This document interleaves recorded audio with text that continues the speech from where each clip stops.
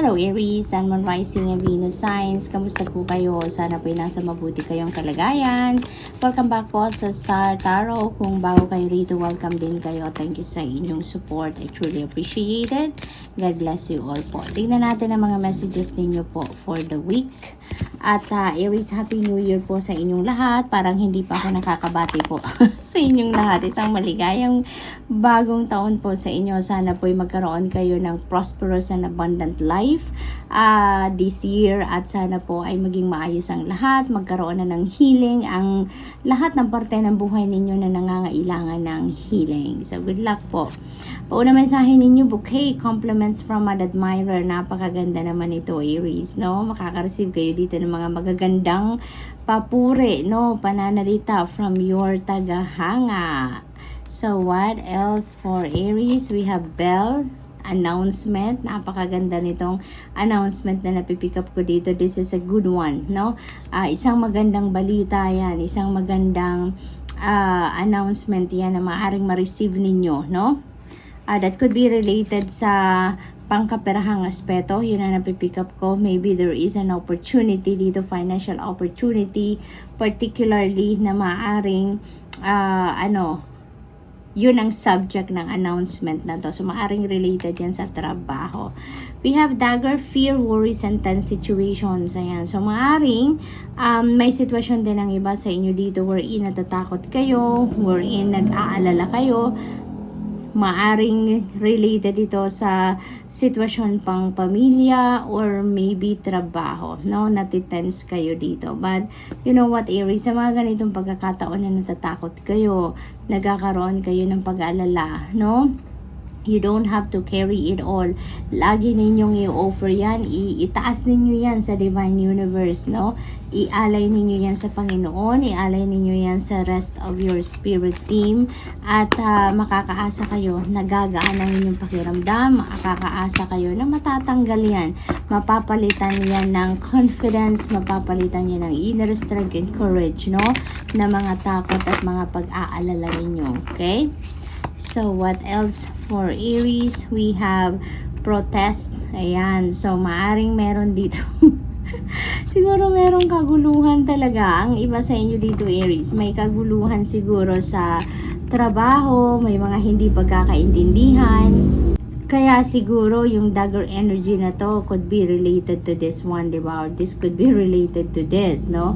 Aries for some of you. But of course, this is not going to relate, no, or resonate with everyone. So just take as it resonates po. So maaring may sitwasyon dito sa trabaho ninyo na may hindi kayo pagkakaintindihan with the rest of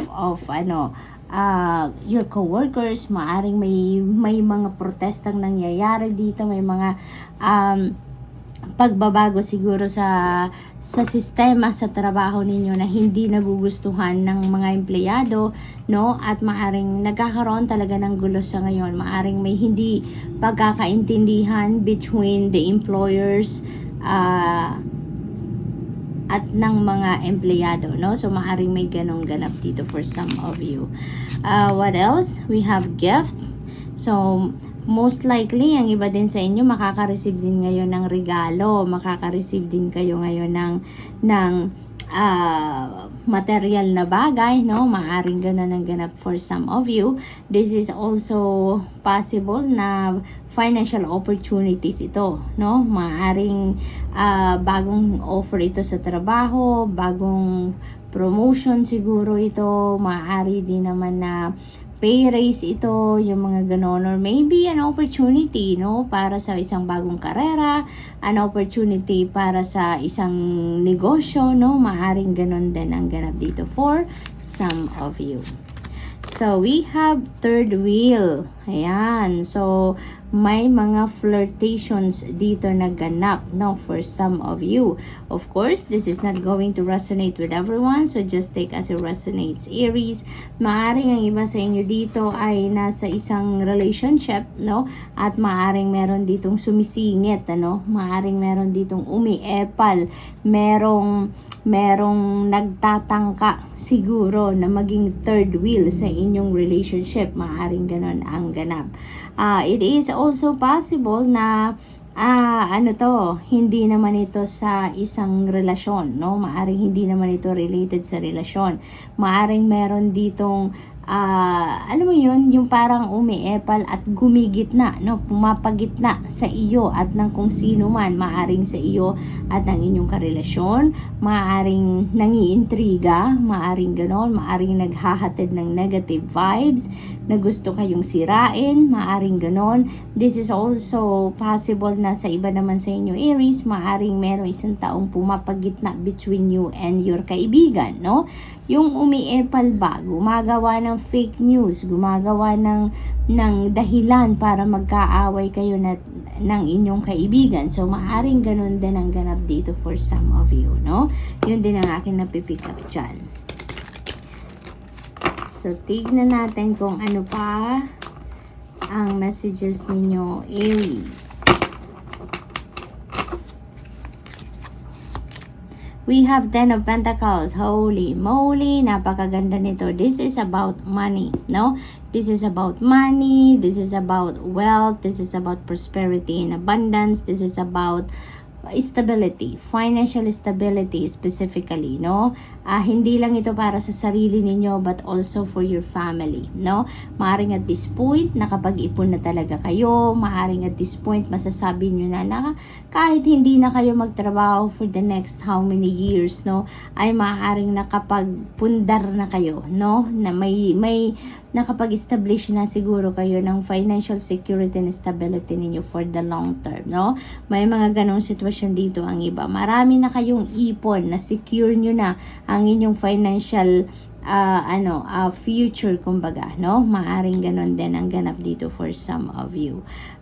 For others of you, this is inheritance, no? This is inheritance. Maaring ang iba sa inyo may mamanahin. Maaring yun ang pinag-uusapan na ng iba sa inyo. Maaring you're already preparing documents for that para nang mapasa iyo na kung ano man na itong mamanahin ninyo. Maaring ganun din ang ganap dyan for some of you. But definitely, you know, pagdating sa pangkaperahan, established na kayo dito, no? Yun ang ganap dito for some of you Aries. So what else?